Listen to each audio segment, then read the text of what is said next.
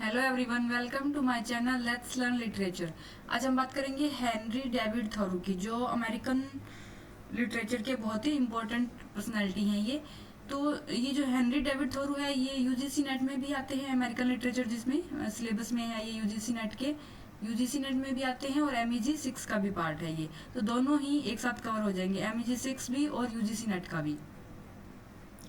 Henry David Thoreau was a philosopher and writer best known for his attacks on American social institution and his respect for nature and simple living। तो एक तरह से nature की बहुत respect करते थे, जो ट्रांसेंडेंटलिज्म का मेन इन्फ्लुएंस था, और सिंपल लिविंग पे बहुत इनका फोकस था। He was heavily influenced by the writer Ralph Waldo Emerson. Ralph Waldo Emerson थे वो ट्रांसेंडेंटलिज्म के फाउंडर माने जाते हैं एक तरह से। मेन इन्हीं की फिलोसफी थी। बाद में जब हेनरी डेविड थोरो इनसे मिले तो ये इनके फ्रेंड बने और बहुत ही इम्प्रेस हुए थे राल्फ वॉल्डो इमर्सन की जो फिलोसफी थी उससे, सिंपल लिविंग और डिवाइनिटी ऑफ इंडिविजुअलिज्म।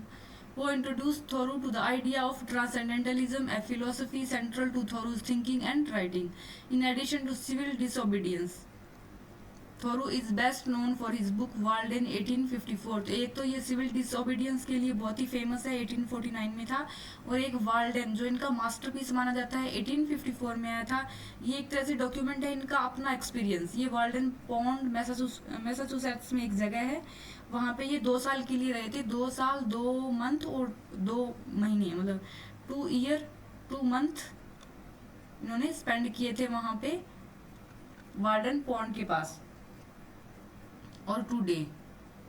तो उसी, ये ऑटोबायोग्राफिकल बोल सकते हो आप, उसी का डिस्क्रिप्शन इन्होंने इसमें दिया है। Throughout his life Thoreau emphasized the importance of individuality and self Reliance.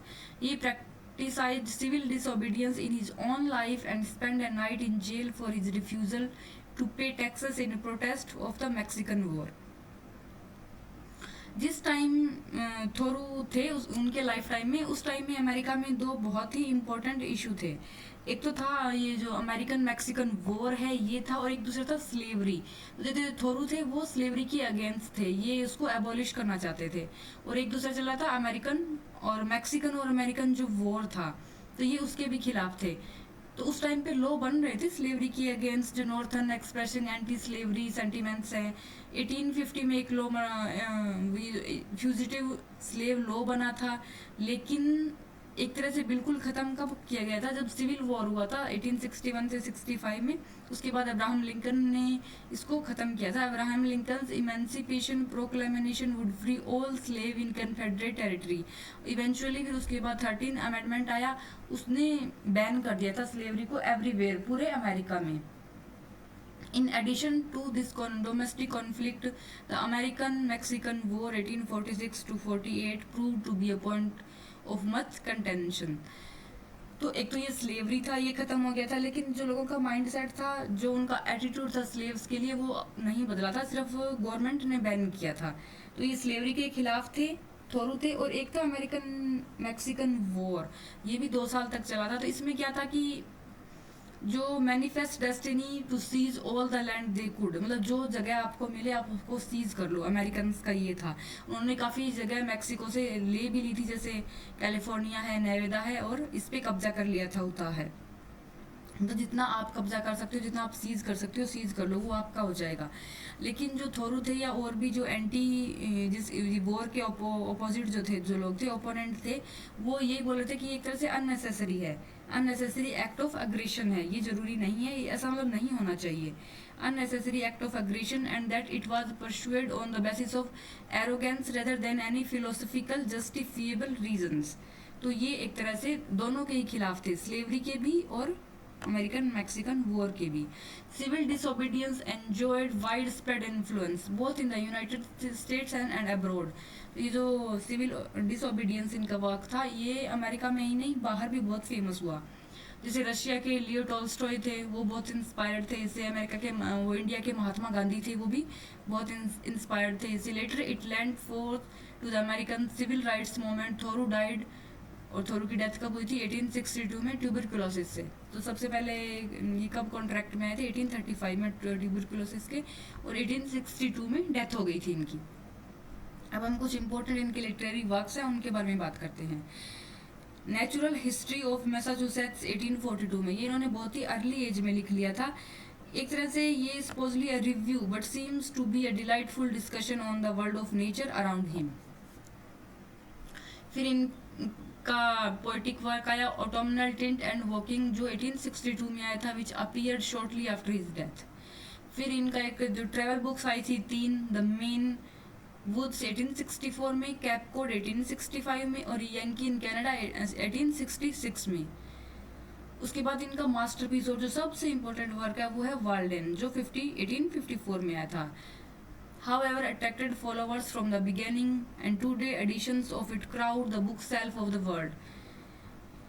Basically, it is an account of Thoreau's stay besides London Pond, वो Walden pond, sorry Walden pond एक जगह है, उसके पास इन्होंने वो वुडन का अपना एक कैबिन सा बनाया, घर बनाया, और उसमें ये फिर 2 ईयर 2 मंथ और 2 डेज के लिए रहे थे।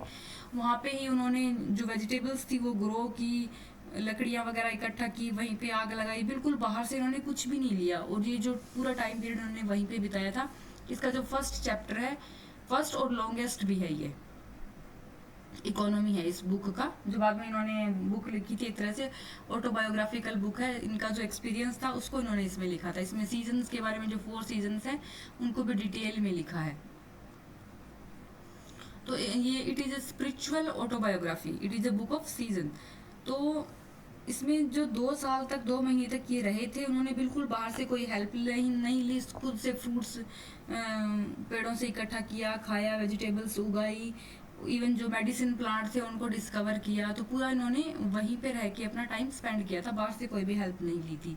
Henry David Thoreau involved and follow a first-person narrative style where Thoreau himself plays a central character who's on a mission to prove to the world that anyone can be happy even with the most minimal of means possible and can survive with outside of society's popular conventions.